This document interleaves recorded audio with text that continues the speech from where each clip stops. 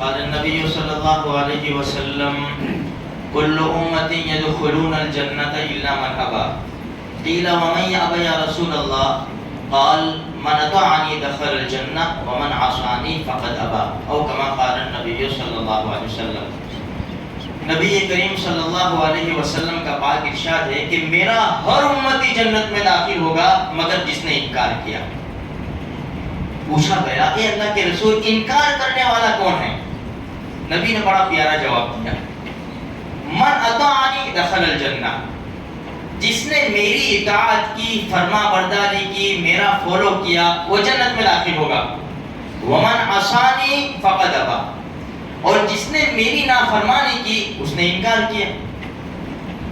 اسی لیے حدیث میں آتا ہے ایک بدوی صحابی، جنگل کے رہنے والے، گاؤں کے رہنے والے، نبی کریم صلی اللہ علیہ وسلم کے پاس تشریف لائے اور کہا یا محمد صلی اللہ علیہ وسلم، یا کہا یا رسول اللہ. حدیث میں دونوں الفاظ ہیں، یا محمد کہا یا رسول اللہ کہا صلی اللہ علیہ وسلم. مجھے ایسی چیز کی خبر دیجئے.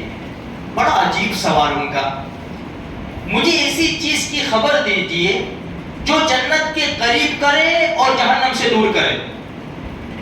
ہمارے ذہن میں کبھی یہ سوال آیا؟ ہم علماء سے مسائل پوچھتے ہیں دنیاوی، مسائل آخرت کے بہت کم ہوتے ہیں ہمارے، اس لیے کہ ہمارا مقصد اپنوں نے دنیا بنا لیا ہے. خیر، اللہ کے رسول ایسی کوئی بات بتائے جو جنت سے قریب کرے جہنم سے دور کرے. یہ سوال اتنا زبردست تھا نا، اللہ کے رسول صلی اللہ علیہ وسلم نے صحابہ کو متوجہ کیا، دیکھو متوجہ ہو جاؤ.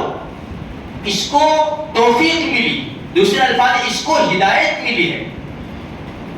ہاں بھائی بولو. جب سارے صحابہ متوجہ ہو گئے نا، بڑا عجیب سوال تھا اس لیے اللہ کے رسول نے سب کو متوجہ کر لیا. ہاں بھائی بولو تمہارا سوال کیا ہے؟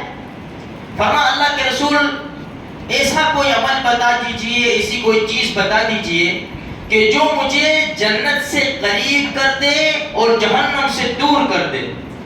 اللہ کے رسول صلی اللہ علیہ وسلم نے فرمایا پہلی بات یہ ہے کہ اللہ کو عبادت کے لائق بنا لو، اللہ کے سوا کوئی عبادت کے لائق نہیں. میری اتباع کرو، نماز قائم کرو، زکوٰۃ ادا کرو اللہ نے مال دیا ہے تو، اور رشتہ داروں کے ساتھ اچھا سلوک کرو.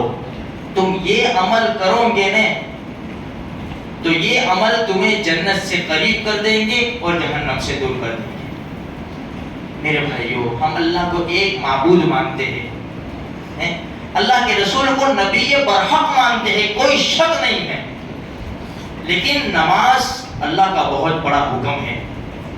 نماز پیارے آقا محمد رسول اللہ صلی اللہ علیہ وسلم کی آنکھوں کی ٹھنڈک ہے. ایمان کے بعد سب سے پہلے نماز کی پوچھ ہوگی. ساری عبادتیں زمین پر، نماز آسمانوں پر بلا کر اللہ پاک نے ہمارے نبی کو عطا کی ہے.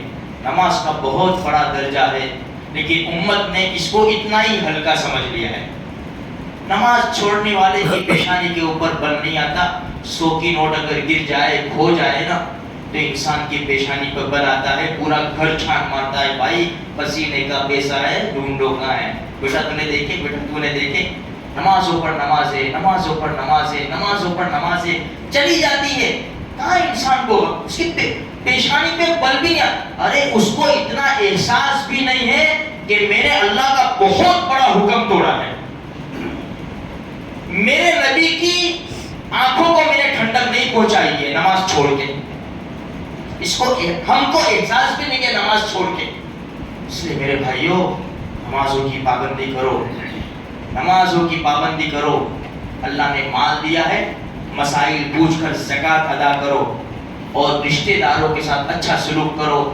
آج کا ماحول بڑا خطرناک ہے، بڑا نازک ہے، معاملہ بہت زبردست ہے.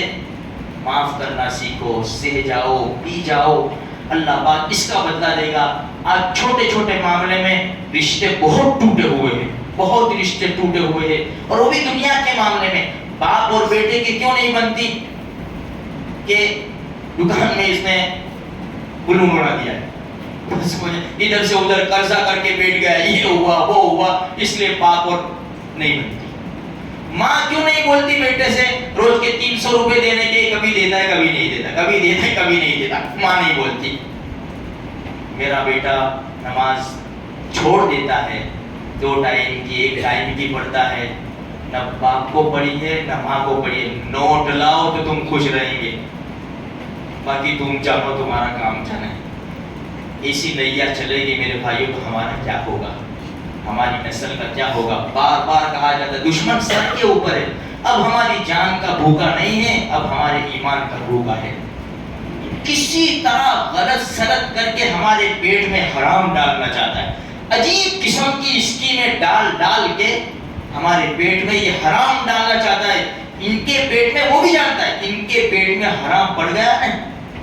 حجاج کی ایک بات یاد ہے, حجاج ابن یوسف جب آیا تو کسی نے کہا کہ 40 بڑے بڑے علماء یہاں ایسے ہیں کہ دعا ہاتھ اٹھاتے نا, ہاتھ رکھنے سے پہلے ان کی دعا قبول ہو جائے. مستجاب الدعوات ہے, ان کا علاج کر دیتا ہوں, کوئی بات نہیں. بلایا ان کو, دعوت دی, کل سب کی دعوت, آ جاؤ. کسی کا وہاں سے بکری لے لی, کسی کی مرغی لے لی, کیا لے لیا, ظلم کر کے لے لیا, کر کے کھانا وانا بنا کھلا دیا. جاؤ حرام تمہارے پیٹ میں ڈال دیا, جتنی بھی بد دعائیں کرو مجھے کوئی فرق نہیں پڑتا. یہ ہے میرے بھائیوں. تو خیر تھوڑی سی فکر کریں گے انشاءاللہ بہت بڑا فائدہ ہوگا. اگرچہ دنیا میں تھوڑی تکلیف اٹھانی پڑے گی, قربانی دیں گے, کچھ پانے کے لیے تو کچھ کھونا پڑتا ہے. تو ماحول بڑا گمبھیر ہے, بڑا نازک ہے, معاملہ بڑا خطرناک ہے, دشمن ہمارے سروں کے اوپر ہے. ہم یہ اللہ کے گھروں میں لگے رہیں گے, اللہ کے قرآن کو سینے سے لگائیں گے, اس کو پڑھیں گے, اس پر عمل کرنے کی فکر کریں گے, پیارے نبی کے طریقے کو اپنائیں گے, انشاءاللہ دنیا میں بھی فائدہ ہوگا, آخرت میں بھی فائدہ ہوگا. اللہ مجھے آپ کو سارے مسلمانوں کو دین کی صحیح سمجھ عطا